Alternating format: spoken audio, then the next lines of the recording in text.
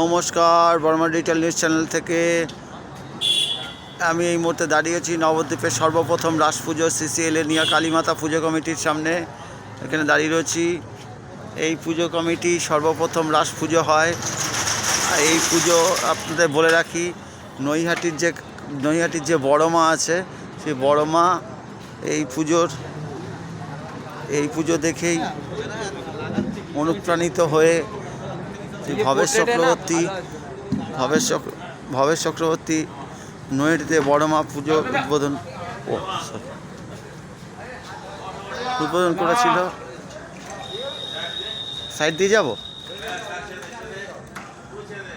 এই মা দেখুন, এই মাকে অনুকরণ করেই নৈহাটিতে বড় মা পুজো প্রতিষ্ঠিত হয়।